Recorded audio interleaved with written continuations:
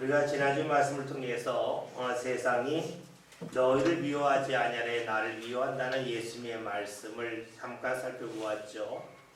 사람들이 누굴 좋아하냐면 자신과 결이 같은 사람을 좋아한다는 말씀을 보았죠. 자기가 하는 것을 같이 하면 그 사람을 좋아하고 자기가 하는 것과 다른 것을 하면 사람들이 그다지 좋아하지 않는다 하는 것을 보았습니다. 그 이유가 무엇이냐면 사람들은 자신이 옳다고 하는 것을 많은 사람들이 함께하는 것을 통해서 증명하고 싶어하는 그 마음이 있다는 것을 보았죠. 자신이 하는 것을 많은 사람이 하면 내가 옳구나. 사람들의 반응을 보면서 자신이 옳다고 하는 것을 드러내고 싶어하죠.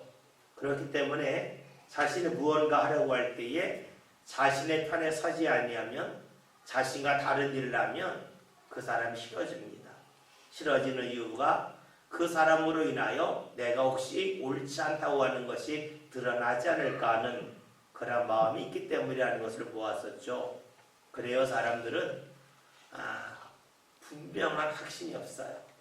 하나님이 함께 하신다 그러면 사람들이 아니라 하더라도 옳다 하면 되는데 그 분명한 확신이 없다 보았더니 하나님이 아닌 사람들을 통해서 자신이 옳다고 하는 것을 드러내고 싶은 그런 강한 욕망이 있죠.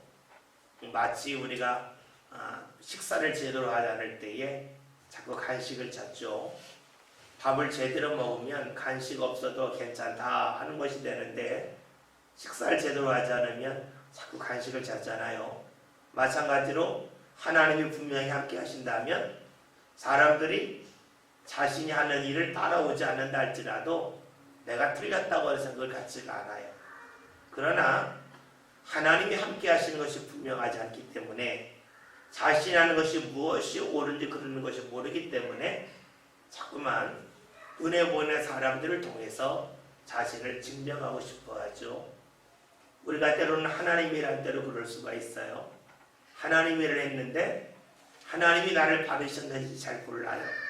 그럼 어떻게 되냐면 사람들이 나를 칭찬해 줘야 내가 하나님 일을 했나 보다. 내가 바른 일을 했나 보다. 그런 마음을 가질 수가 있겠죠. 그러기에 우리가 살아가면서 분명한 하나님의 뜻을 아는 게 중요하겠죠. 지금 예수님이 하시는 말씀이 무엇이냐면 사람들이 너희는 아니지만 나는 미워한다 라고 말씀하고 계신 이유가 여기 있다는 것을 지난주에 살펴보았습니다.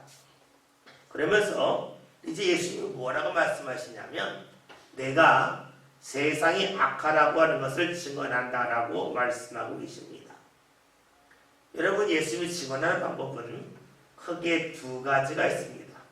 하나는 옳지 않다고 하는 것을 알려주시는 것이 있고 때로는 옳지 않은 것에 대하여 무반응할 때가 있죠.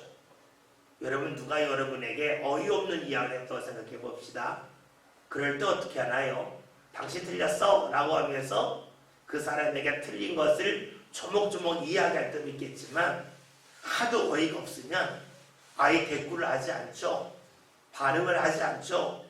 반응해봤자 소용없다는 거예요. 그러니까 무반응할 때가 있어요. 마찬가지예요. 주님께서 우리에게 역사하시는 방법 중에는 우리가 옳지 않을 때에 나 옳지 않다라고 말씀하실 때가 있고 때로는 침묵하실 때가 있습니다.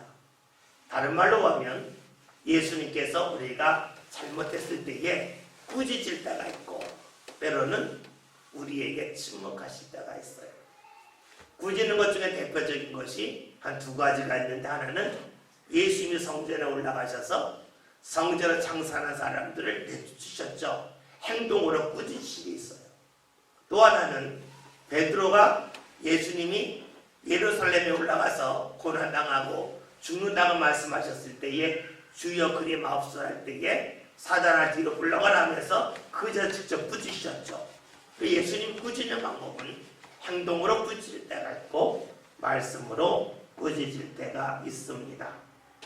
또 때로는 주님께서 우리를 꾸짖을 때에 잘못됨을 드러날 때에 침묵하심을 통해서 하실 때가 있어요. 침묵한다고 하는 것은 말씀을 하지 않는다는 것도 되겠지만 행동을 함께하지 아니하는 것도 될 겁니다. 우리가 요한복음 7장 1절에서 예수님께서 갈릴리에 다니시고 유대에 다니지 아니하셨다는 말씀을 보았어요. 유대에 올라가셔야 되는데 안 가신 거예요. 왜냐하면 그들과 함께하지 아니한다는 거죠. 예수님이 침묵하신다는 것은 행동으로 함께 움직이지 않는 것도 있겠고 때로는 전혀 응답하지 않는 게 있어요. 우리가 자주 말씀을 봅니다만서도 창세기 16장의 말씀을 보면 아브라함이 하갈과 동침하여 아이를 낳죠. 이스마엘 낳습니다. 그때 나이가 86세였다라고 성경이 우리에게 알려줘요. 그런데 창세기 17장 1절에는 아브라함이 99세 때에 하나님이 그에게 말씀하시기를 너는 완전하라 내 앞에서 행하라 라고 말씀을 하세요. 그러니까 하나님께서 13년 동안 아브라함에게 아무런 말씀도 하지 아니하신 거죠. 왜냐하면 주의 말씀을 기다리지 못하였고 주의 말씀을 멀리했습니다. 그러니까 그가 옳지 않아요. 옳지 아니하시니까 하나님께서 그에게 철저하게 침묵하셨습니다. 그래요. 주님께서 우리를 대하실 때에 우리가 옳지 않다, 악하다고 하는 것을 증언하실 때에는 때로는 잘못된 것을 직접 드러내심을 통해서 우리가 옳지 않은 것을 증언하실 때가 있고 때로는 침묵하심을 통해서 그럴 때가 있어요. 달리 말하면 우리가 하나님 앞에 나와 기도하는데 주님이 우리에게 응답을 안 주시는 거예요. 그러니까 찬송의 기쁨이 사라지는 거예요. 헌신의 기쁨이 사라지는 거예요. 예비할 때 오는 그런 감동이 사라지는 건 무엇일까요? 주님이 침묵하실 때 그럴 수가 있어요. 이럴 때 우리가 살펴볼 것이 무엇일까요? 그것은 자신을 빨리 돌아보는 것입니다. 우리가 무언가 잘못했을 때에 직접적인 꾸짖음이 있으면 쉬워요. 근데 문제는 침묵하실 때예요. 침묵하실 때 많은 일이 놓칩니다. 왜냐하면 주님이 침묵하시는 것을, 주님이 역사하지 않은 것을 내가 피곤해서 그런가 보다. 내 감정이 상해서 그랬나 보다. 자꾸 그런 식으로 합리하려고 하는 겁니다. 내가 주님 앞에서 이 부분에서 범죄하였기 때문에 혹시 그런 것은 아닐까 하면서 자신을 뒤돌아보아야 되는데 그러기보다는 자꾸 외적인 이유를 가지고 오늘 예배가 잘 안 됐구나. 오늘 내가 피곤하니까 기도가 잘 안 됐구나. 그럴 수 있다는 것입니다. 여러분, 우리가 주의 일을 하면서 주님 앞에 나왔지만 주님이 침묵하신다면 우리에게 일어나는 일은 주님께서 주시는 기쁨이 없다는 겁니다. 주님이 주시는 기쁨이 없을 때에 우리가 어떻게 하면 내가 다시 한번 주님 앞에 바르게 서서 주님이 내 삶 가운데 침묵하지 아니하시고 응답하게 하실까? 여기에 초점을 맞춰야 되는데 우리가 그러지 않을 때가 많아요. 마치 밥을 잘 먹지 않았을 때에 다음에 밥을 잘 먹고 힘을 내야지 이렇게 마음을 가졌는데 밥을 먹지 않아서 힘이 없을 때에 그러면 간식으로 채우면 되겠다 하고 간식을 자꾸 먹는 사람이 있어요. 힘이 없으니까 다음에는 밥맛이 없어도 밥을 잘 먹어야지 하는 사람이라면 좋겠지만 자신이 밥을 잘 안 먹고 나서 뭐 간식으로 때우면 되지 뭐 그런 마음을 가질 수가 있겠죠. 다시 볼까요? 하나님이 주는 기쁨을 내가 놓쳤을 때에 그래? 그러면 사람들에게 기쁨 구하면 되지 뭐. 하나님이나 인정해 주지 않으셨어? 그러면 사람들이 나 인정해 주면 되지 뭐. 이렇게 우리의 관심이 돌아갈 수 있다는 것이에요. 주님이 침묵하실 때에 우리가 다시금 주님 앞에 초점을 맞추어서 주께서 나에게 응답하실 수 있도록 내 삶을 돌아보는 것이 중요한데 우리는 그러하지 아니하고 주님이 주는 기쁨이 아니라 사람에게서 인정받고 싶은 그 마음을 가질 가능성이 굉장히 높습니다. 여러분, 우리가 신앙생활을 하면서 반드시 스스로 물어봐야 됩니다. 내가 지금 밥 잘 먹고 있나? 내 삶 가운데 주식이 정말로 하나님인가? 주의 은혜인가? 아니면 사람이 나를 인정해 주는 것인가 하는 것입니다. 밥을 잘 먹으면 간식을 잘 안 먹습니다. 하나님이 허락하신 기쁨이 삶 가운데 가득할수록 사람에게 기쁨을 구하고 인정받는 일에 대하여 작게 여깁니다. 오늘 저와 여러분이 나 자신을 좀 엄밀하게 그리고 자세하게 살펴보면 좋겠습니다. 그러면 주께서 우리에게 침묵하시는지 말씀하시는지를 발견할 수 있기 때문이죠. 8절에 있는 말씀을 다 같이 함께 읽겠습니다. 말씀 읽습니다. 너희는 명절에 올라가라. 내 때가 아직 차지 못하였으니 나는 이 명절에 아직 올라가지 아니하노라. 아멘. 우리가 2절에는 말씀에서 유대인의 명절의 초막절에 관한 말씀을 보았습니다. 유대인들은 예수님 하나님을 믿고 자신들이 즐거워했습니다. 하나님을 뒤로하고 자기들끼리 기뻐했다는 거죠. 이 명절에 예수님이 하시는 말씀이 너희는 올라가라는 겁니다. 누구냐면 예수님의 형제들에게 올라가라고 말씀하고 있죠. 왜 그럴까요? 예수님의 형제들이 유대인들과 결이 맞기 때문에 그래요. 같이 좋아하는 겁니다. 하나님 생각하지 않고 같이 좋아하니까 너희 올라가라 라고 말씀하고 있습니다. 여러분 생각해 봅시다. 그 초막절에 모인 사람들이 하나님의 이름을 불렀을까요? 불렀을까요? 불렀겠죠? 입으로 얼마나 하나님의 이름을 많이 불렀겠습니까? 그런데 그들에게 하나님이 주시는 기쁨이 있었을까요? 없었겠죠. 이미 명절 자체가 주의 하나님의 초막절이 아니라 유대인의 초막절이 되었으니까 자신들끼리 기쁘고 자신들끼리 즐거운 것입니다. 여러분 그래요. 주의 이름을 부르지만 그 자리에 주님이 계시지 아니할 수도 있다는 것입니다. 오늘 우리가 교회에서 모일 때에 우리가 주의 일을 한다고 모이지만 때로는 그 자리에서 주님이 함께하지 아니할 수도 있습니다. 때로는 무언가 간증한다고 그러는데 그 간증을 통하여서 하나님의 역사와 하나님이 함께하심을 드러내는 것이 아니라 때로는 자신을 자랑할 수도 있습니다. 이것이 우리 삶 가운데 매우 위험한 일입니다. 여러분 아실런지 모르겠지만 간혹가다 보면 꽤 규모 있는 교회에서 유명한 연예인들이나 스포츠 인사들을 간증으로 부를 때가 있습니다. 여러분 한번 부르는데 얼마 하는지 아십니까? 보통 조금 A급은 500만 원입니다. 1시간 간증하는데 500만 원이에요. 한 C급 정도 되면 100만 원은 50에서 100을 받아요. 근데 좀 유명해지면 다시 올라요. 몸값이 올라요. 여러분 왜 사람들이 그런 간증을 들으려고 그럴까요? 왜 사람들이 유명한 사람들의 간증을 듣기를 좋아할까요?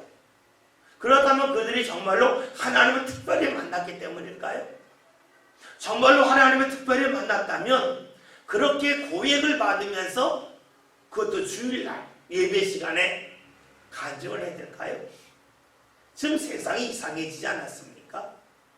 오히려 자신들이 정말로 주를 만났다 그러면 자신이 주일은 하나님은 아니니까 그날은 시골 교회 가서 무보수로 간증하고 오히려 헌금하고 하지 맞지요. 근데 오히려 큰 교회 가서 간증하고 그리고 큰 사례비를 받고 그걸 상을 합니다. 마치 연예인들의 행사 뛰면서 노래 한 곡 부르고 몇백만 원씩 받는 것처럼 교회에서 그렇게 하고 있어요. 왜 이런 일이 우리에게 생겼을까요? 우리의 신앙의 결이 하나님께 초점을 맞춘 것이 아니라 나 유명한 사람 안다. 나 유명한 사람 이야기 들어봤다. 참 그 사람 재밌다. 여러분 그거 들으려고 하는 것 아니겠어요? 그렇다고 그러면 우리가 주의 이름으로 모였지만 의외로 주의 이름이 아닌 우리끼리 즐겁고 우리끼리 좋아하는 그런 일을 할 가능성이 무척이나 높다는 거예요. 이럴 때 주님께서 하시는 말씀을 뭡니까? 야, 너희는 명절에 올라가라. 너희끼리 올라가라. 나는 올라가지 않겠지만 너희끼리 가서 실컷 즐가라. 이렇게 주께서 말씀하신 건 아니겠습니까? 이와 유사한 말씀이 출애굽기 33장에 나와요. 출애굽기 30장은 매우 중요해요. 왜냐하면 출애굽기 32장은 이스라엘이 금송아지를 만든 그 장면이에요. 모세가 그 금송아지 만든 걸 알고 하나님의 말씀 십계명을 받아서 그 돌판으로 그걸 완전 부숴버리죠. 그리고 나서 33장이 나오는데 33장 하나님이 이런 말씀을 하셔요. 야, 너희들 이스라엘을 내가 적과 꿀이 흐르는 가나안 땅에 들어가게 하겠다. 그러나 나는 너희와 함께 가지 않겠다. 하나님이 말씀하세요. 너희를 이렇게 좋아하냐? 그러면 너희들끼리 한번 잘 먹고 잘 살아봐라. 난 너희와 함께 가지 않겠다. 하나님이 말씀하시는 거예요. 많은 사람들이 이런 이야기 들으면 좋아할까요? 싫어할까요? 여러분, 대놓고 질문하면 그거 아닙니다. 그런데 의외로 이런 마음이 많죠. 여러분, 교회 나올 때에 무엇을 원하십니까? 내가 어떻게 하면 몸이 건강해질까? 어떻게 하면 부자가 될까? 여러분, 이것이 나쁜 마음은 아니에요. 가질 수 있는 마음이에요. 그런데 여기에만 초점을 맞춰서 몸이 아프다가 몸이 나니까 교회 나왔다 안 나오는 분들이 있죠. 어떤 분입니까? 약속의 땅, 가나안 땅, 하나님 없이도 가면 됩니다. 저는 거기 가면 되지 하나님이 함께하는 것이 중요하지 않습니다. 이런 사람 아니겠어요? 주께서 출애굽기 33장에서 야, 너희는 가라. 약속의 땅에 가라. 적과 꿀이는 땅에 가라. 나는 가지 않겠다 그러죠. 근데 모세가 한 얘기 뭡니까? 주님이 가지 아니하시면 우리 갈 필요 없습니다. 모세 신앙이 어디 있어요? 하나님이 주시는 땅에 관심 있는 게 아니라 하나님에게 관심 있는 겁니다. 우리의 신앙이 어디에 초점을 맞춰야 될까요? 하나님이 주시는 것도 좋지만 하나님에게 초점을 맞춰야지. 하나님이 주시는 것에만 초점을 맞추면 하나님을 잊고 말겠지요. 예수님이 말씀하십니다. 예수 형제들에게 너희가 좋아하는 게 뭐냐?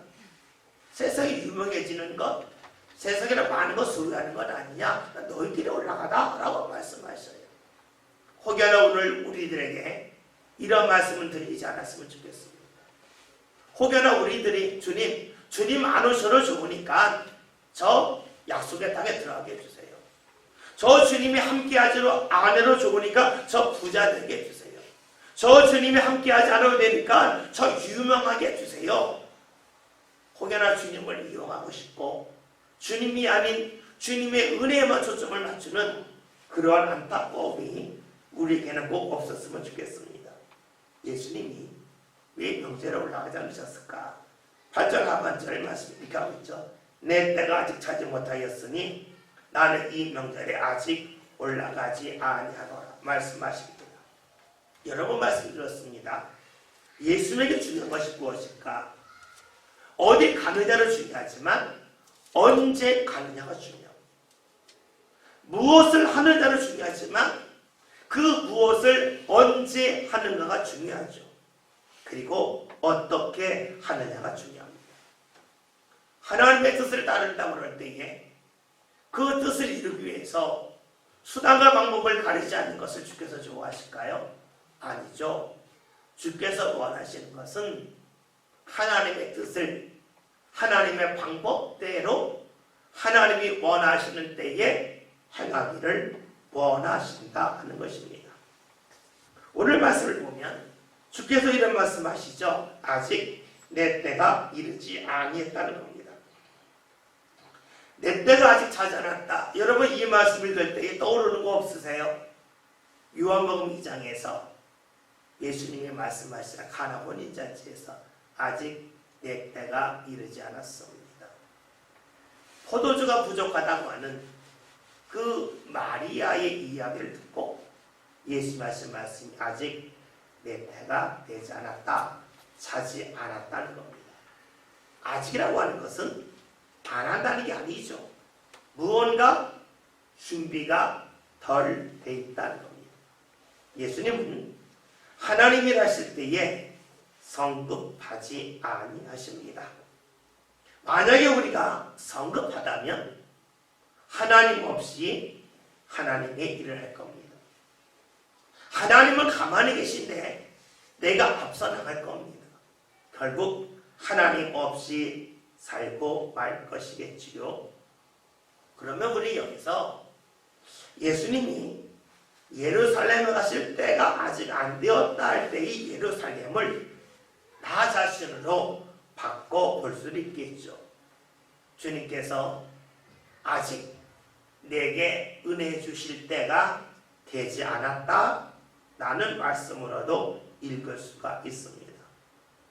왜 주님께서 우리 삶 가운데 아직 내게 주실 은혜 때가 되지 않았다 라는 말씀을 들을 필요가 있을까요? 그것은 아직이라고 하는 것은 준비가 덜 되어 있다는 것이지요. 우리가 잘 알고 있는 말씀 중에 요한계시록 3장 20절에 있는 말씀이 있죠. 주님께서 라오디게아 교회에 향하여 주신 말씀 있잖아요. 불자라 내가 문 밖에서 들으니 누구든지 내 음성을 듣고 문을 열면 나는 그에게로 들어가 그와 더불어 먹으리라. 유명한 말씀이죠. 봅시다. 주님께서 문 밖에서 두드립니다. 두드리는데 그 둘의 소리를 듣고 문을 여는 사람이 있고 문을 열지 않는 사람이 있겠죠. 두드림을 외침으로 볼 수 있을 거예요. 아무개야 주께서 부르십니다. 그런데 그 소리를 못 듣는 사람도 있을까요? 주님은 우리가 문을 열기 원하셔서 두드리고 말씀하시는데 못 듣는단 말이에요. 언제 못 들을까요? 몇 가지 알 수 있는 것. 첫째는 주의 음성을 모를 때예요. 목소리를 분별하지 못하니까 문을 못 열 수도 있겠죠. 주님이 말씀하시지만 이것이 주님의 말씀인지 내 생각인지 분별이 되지 않아서 우리가 문을 못 열 수도 있어요. 또 하나는요, 주의 음성을 알지만 내 삶이 소란하면 밖에 소리가 들리지 않아요. 여러분 집에서 누가 밖에서 문을 두드리는데 집에 텔레비전 크게 틀어놓고 막 바삐 움직이고 막 집안 시끄러 큰 소리 치고 밖에서 나는 소리가 안 들리겠죠. 내가 분주하면 주의 소리를 듣지 아니할 수도 있습니다. 때로는요, 주님께서 문을 두드릴 때 그 소리 알지만 내가 기분 나빠서 내 마음이 편치 않아서 문을 열지 않을 수도 있겠죠. 다시 말하면 때로는 주님이 오신다고 그러는데 주님 잠깐만요. 좀 정리 좀 하고요. 이런 마음을 가질 수 있는 거예요.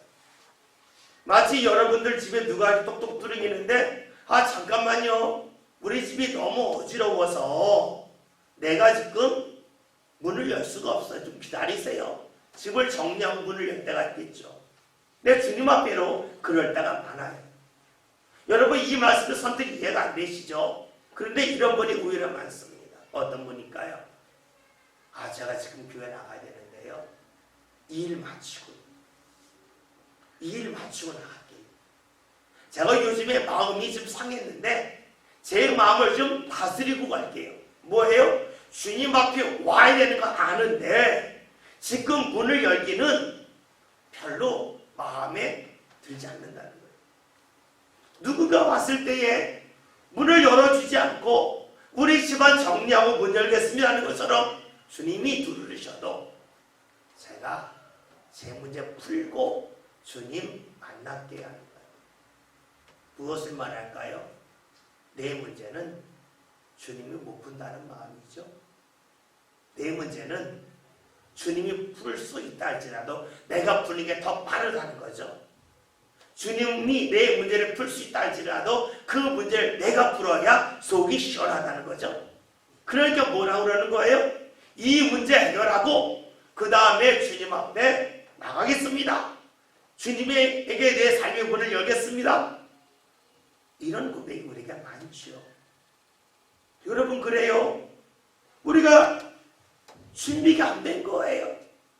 주의 음성을 분별할 줄 몰라서 나에게 너무나 충실해서 내 삶은 내가 정리하겠다고 하는 그런 마음 때문에 주님께서 두드리셔도 때로는 주의 음성을 알아도 우리가 문을 열지 않을 때가 있죠.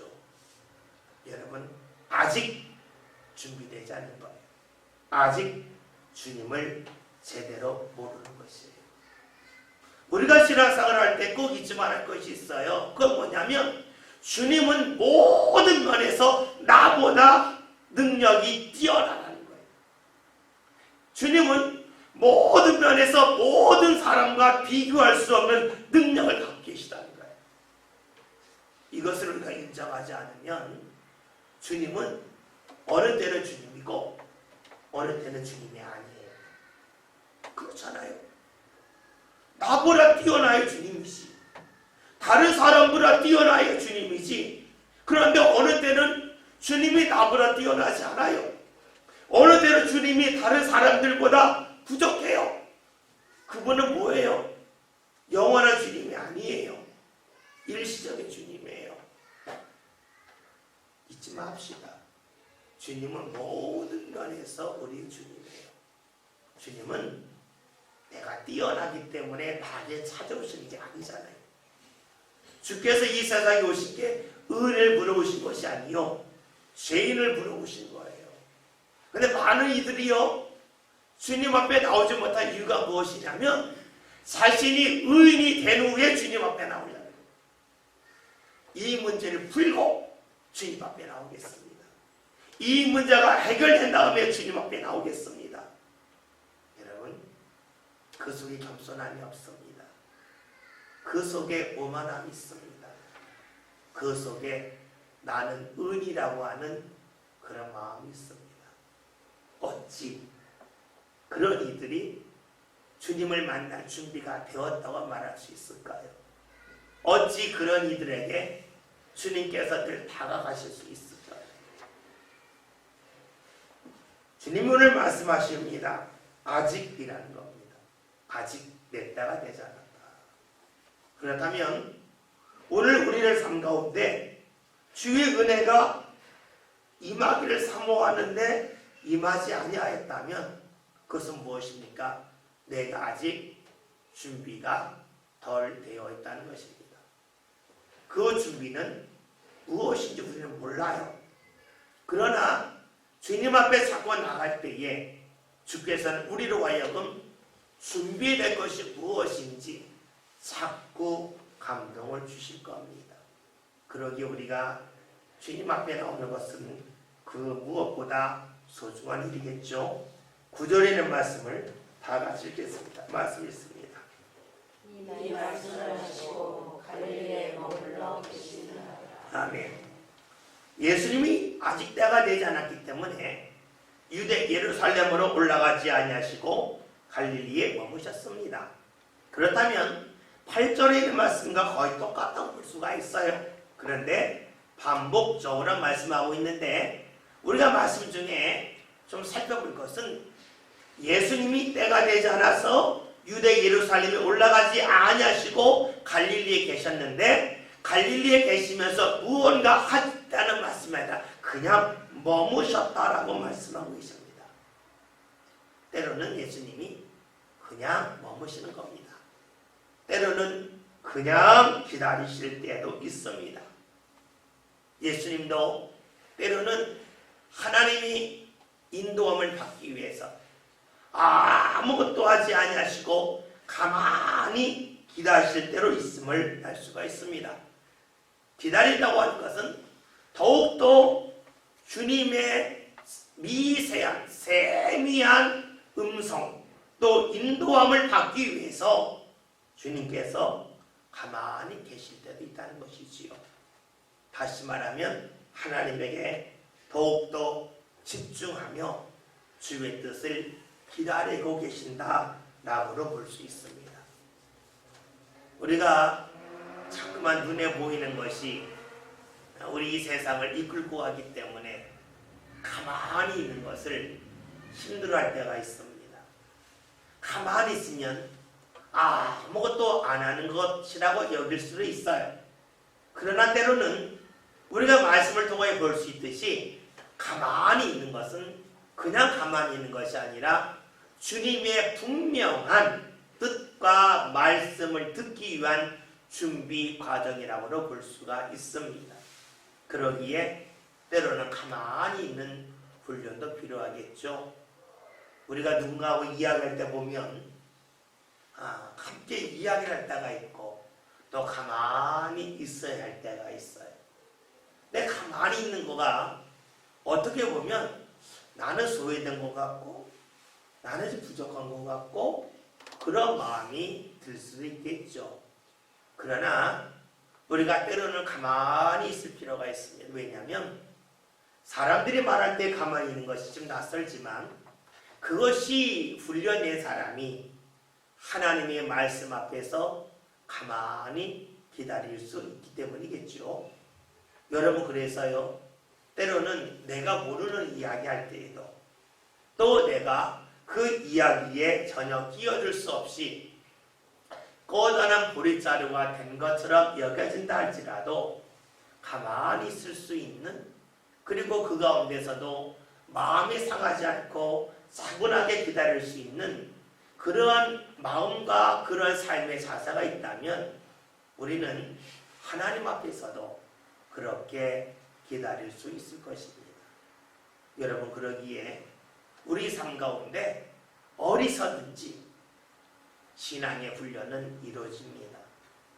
의미 없는 시간은 하나도 없습니다. 하나님께서 우리와 함께 하시기에 우리가 있는 자리가 때로는 부끄럽게 내가 느껴질 수도 있겠지만 그 자리에서 하나님이 나를 신앙의 사람으로 또 은혜 받을 사람으로 이렇게 저렇게 만들어 가시고 계심을 우리가 잊지 않았으면 좋겠습니다. 10절에 있는 말씀을 다 같이 읽습니다. 그 말씀을 봅니다. 그들이 명절에 올라가는데 자기도 올라가서되 나타나지 않고 은밀히 가시니라. 아멘. 우리 이 말씀이 좀 놀랍죠. 예수님이 형제들 올라가자 할 때 올라가지 아니하시고 형제들 다 올라간 후에 예수님이 그냥 올라가셨다 하는 말씀을 보면서 왜 그렇게 하셨을까 하는 것을 생각할 수가 있습니다. 그런데 우리가 먼저 살펴볼 것은 어쩌면 이것은 하나님께서 그 후에 감동을 주셨기 때문이라고 볼 수가 있어요. 예수님이 움직이는 것은 하나님께서 모든 것을 다 알려주시고 거기에 따라 움직이는 것이 아니라는 것이죠. 왜냐하면 우리가 마태복음을 보면 언제 이 세상이 끝나냐 할 때에 예수님 말씀하시잖아요. 인자는 모르고 천사는 모르고 오직 하늘에 계신 아버지만 안다. 주께서 말씀하셨잖아요. 그러니까 하나님께서 감동을 주실 때에는 1부터 100까지 다 주시는 것이 아니라 때로는 1만, 때로는 3까지만 주시기도 하시죠. 여러분에게 자주 이런 말씀드렸죠. 신앙의 길은 고속도로가 아니라 고갯길을 넘어가는 거라 하는 말씀드렸죠. 고속도로와 고갯길의 차이가 있죠. 고속도로는 한번 딱 타면은요, 때로는 몇십 킬로까지 보여요. 길이 뻥 뚫렸기 때문에 잘 보이는 데서는 몇십 킬로 보일 수 있고 몇 킬로 그냥 보여요. 그런데 고갯길은요, 기껏 가봤자 몇백 미터도 안 돼요. 구불구불 돼 있기 때문에 보이는 길, 자신의 눈으로 확인할 수 있는 길이 불과 몇십 미터, 몇백 미터뿐이 안 되죠. 그래요. 하나님이 우리를 인도하시는 길은 고갯길이에요. 여기까지만, 여기까지만. 그리고 여기까지 간 다음에는 어떻게 될지 나는 전혀 몰라요. 근데 거기 가면 한번 이렇게 꼬부라지가 터나면서 길이 보이죠. 주님이 인도하시는 것은요, 고속도로가 아니에요. 많은 이들이 신앙생활을 하면서 주님이 나를 인도하시면 만사형통이라고 생각을 해서 고속도로 지금부터 몇십 킬로까지 쫙 보이는 그런 길을 생각할 때가 많아요. 그러나 그런 길은요, 사람들이 운전할 때에 주목하지 않죠. 그냥 딴 생각도 하고 때로는 조라도 큰 문제 안 되죠. 핸들이 쭉 앞으로 가니까 문제가 안 돼요. 그런데 고갯길을 그러면 큰일 나요. 주님께서 고갯길을 우리에게 허락하시는 것은 우리의 삶 가운데 우리가 알아서 쭉 가는 것을 주께서 원하시는 것이 아니라 주님이 정말로 원하시는 것은 우리와 함께 하기를 원하시기 때문에 그래요. 여기까지만 보여요. 그 다음에 어떻게 해요? 또 주의 인도를 받아 이만큼 가고 이만큼 가는 것이 신앙의 길이에요. 우리가 이런 관점에서 말씀을 보면 이 말씀이 쉽게 이해돼요.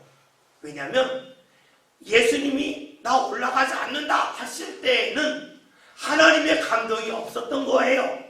근데 형제들이 올라간 다음에 하나님이 예수님의 감동을 주시는, 야 이제 올라가라는 거죠. 그러면 예수님은 철저하게 하나님의 감동, 주의 뜻을 따라야 되니까 그때는 올라가셔야 되겠죠.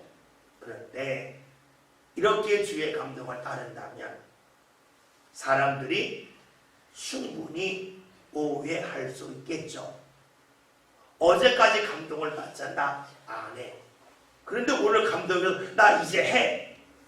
사람들이 뭐라 그럴까요? 어제 안 한다며. 근데 왜 오늘 한다고 그래? 참 사람 이상하네?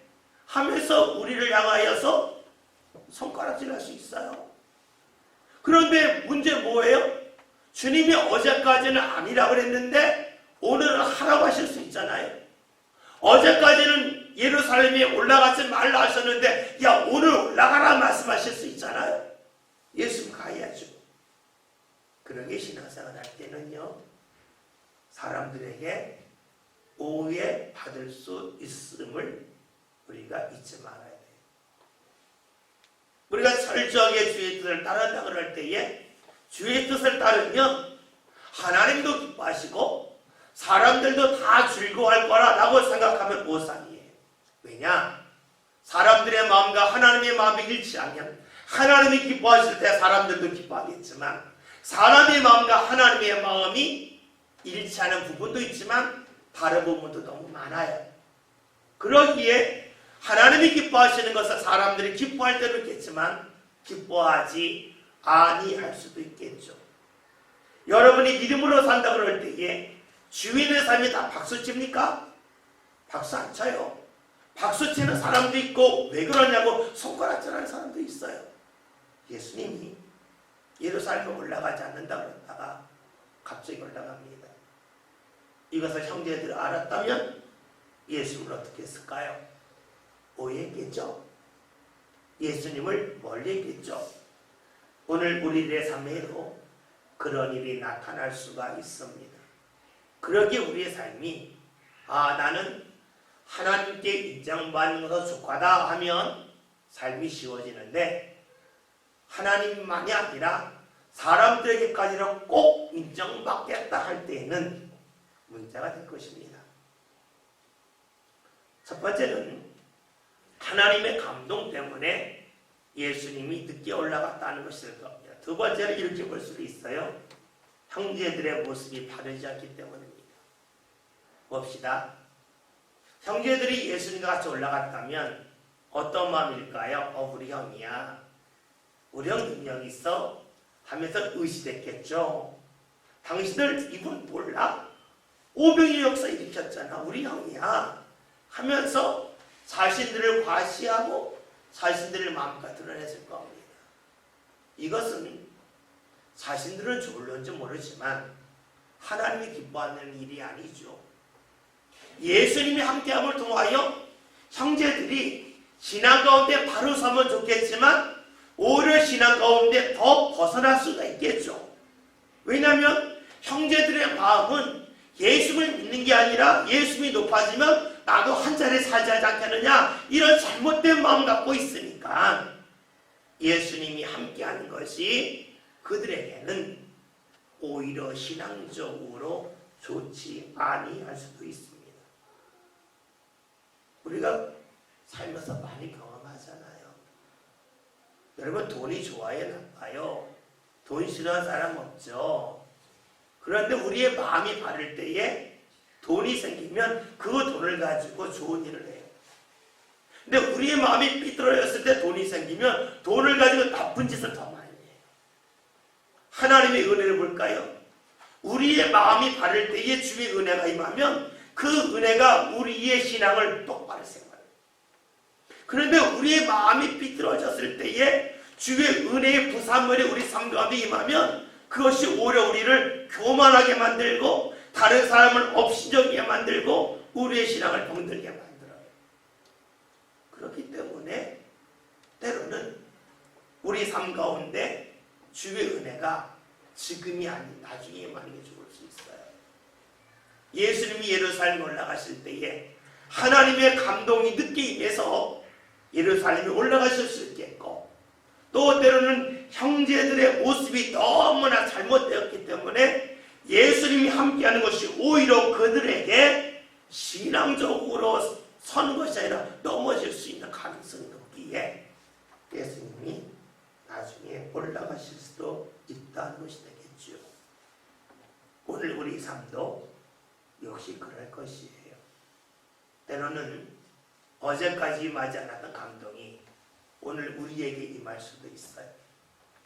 어제까지 흘려보냈던 말씀이 오늘 우리의 삶 가운데 바꿔치어서 그 말씀이 내 삶을 강하게 끌고 갈 수 있어요. 그럴 수도 있어요. 때로는요, 주의 은혜가 어제까지는 내가 은혜를 바르게 사용할 준비가 되지 않아서 임하지 않았지만 오늘 우리의 삶 가운데 우리의 삶이 바로 서서 주의 은혜가 임할 수 있어요. 거꾸로일 수도 있겠죠. 어제까지는 내가 주의 은혜 받을 만한 사람이었는데 오늘은 아닐 수도 있어요. 제가 요즘에 많이 생각하는 것 중에 하나가 왜 부자가 3대 안 간다 그럴까? 그 얘기예요. 여러분, 부자 3대 안 간다는 말 참 많이 하죠. 왜 그런가? 많이 생각하고 묵상을 해요. 근데 이런 마음이 들어요. 여러분, 맨 처음에 부자가 되는 사람들은요, 사람을 귀히 여겨요. 사람을 귀히 여기기 때문에 사람들이 옆에 모여들면서 부자가 되는 거죠. 사람이 모이지 않으면 부자가 안 됩니다. 사람이 모여야 부자가 돼요. 가게 할 때로 사람이 많이 와야 가게가 잘 되죠. 그래요. 사람이 모여야 부자가 돼요. 그래서 부자가 되는 사람은요, 대부분 사람을 귀히 여겨요. 근데 문제가 뭐냐면 그 부모가 죽고 자녀들은 이미 부자예요. 이미 부자이기 때문에 사람을 귀히 여길 줄을 모를 가능성이 높아요. 그래서 사람들을 함부로 대할 가능성이 높아요. 그러면 어떻게 될까요? 자기는 착하게 산다고 그러는데 다른 사람들에게 상처 줄 가능성이 높죠. 자기는 평범한 이야기한다고 그러는데 다른 사람이 들을 때는 너무 낯선 이야기하면서 그 세계와 사실상 너무나 달라서 시들 때가 있겠죠. 그러면 그 주위에 있는 사람이 앞에서는 아무 얘기하지 않지만 뒤에 가서 뭐 저런 사람 있어, 그 사람이 좋은 얘기하지 않겠죠. 하나님은 우리의 모든 것을 들으세요. 우리가 눈 감고 하는 기도를 들으시지만 우리가 보통 때 하는 말도 들으시죠. 그러면 보통 때 다른 사람이 나에게 축복의 말을 하면 그것은 그 사람이 나를 위하여 축복기도한 것 같지 않겠어요? 그런데 보통 때 다른 사람이 나에게 안 좋은 이야기예요. 그러면 그것은 마치 이스라엘이 애굽에서 고통당할 때에 하나님이 그 고통과 그 부르짐을 들으셨다, 그 소리가 상달되었다, 그 말씀이잖아요. 똑같지 않겠어요? 여러분, 그러니까 우리가 살아가면서요, 사람에게 아무 말하는 게 아니라 다른 사람들이 나에 대하여 나쁘게 말하는 그들이 적은 게 좋죠. 그러면 무엇이 필요해요? 우리 입술에서요, 다른 사람 칭찬하는 게 좋아요. 여러분, 칭찬할 때에 화내는 사람 없습니다. 근데 여러분 아시죠? 옆에서 누가 이야기를 가만히 들어요. 듣는데 누구를 칭찬하는 이야기는요 3분 5분을 들어도 별로 귀에 거슬리지 않아요. 근데 누구를 험담하는 이야기는요 참 듣기가 어려워요. 그럼 어떻게 저 일 그만하지 이런 마음 들지 않아요? 여러분 그러면 다른 사람이 나를 위하여 축복 기도하면 좋으련만 그 기도가 되지 않냐고 오히려 부르짖음이 된다면 내 삶에 하나님의 복이 임하지 않겠죠. 저는 요즘에 자꾸 그런 생각을 많이 해봐요. 왜 그럴까? 왜 그럴까? 여러분 그러기에 우리 입술이요 누구를 만나든 좋은 이야기 했으면 좋겠어요. 그것이 그 사람으로 하여금 나를 축복기도 하게 하는 거죠. 우리가 누구 보고 나놓고 기도해줘. 그러면 예 하지만 기도해 주는 몇 명이나 했어요? 거의 없잖아요. 여러분들도 그렇죠. 누가 나놓고 기도해 주세요. 네 하지만 막상 그분 듣고 얼마나 기도해요. 그런데 그 사람이 그냥 보통 때에 날 칭찬하고 저 사람 만나면 기분 좋네. 저 사람 만나면 웃음이 나네. 여러분 그 소리 들으면 얼마나 좋아요. 자연스럽게 축복기도 하는 거잖아요. 우리의 모습에 따라서 주님이 함께 하심이 복일 때가 있고 그렇지 않을 때도 있기 때문에 주께서 지금 예수님의 형제들과 함께 가지 아니한다는 말씀까지 보고 왔습니다. 그 다음에는 말씀 보면 예수님께서 갈릴리에서 유대 땅으로 갔을 때에 은밀히 가셨다고 하는 말씀이 나오지요. 예수님이 지금 갈릴리에서 유대로 가시는데 은밀하게 가십니다. 은밀하게 가신다는 것은 자신을 드러내지 않았다는 것이죠. 자신을 드러내지 않았다는 것은 사람들은 모르고 하나님만 하신다는 거죠.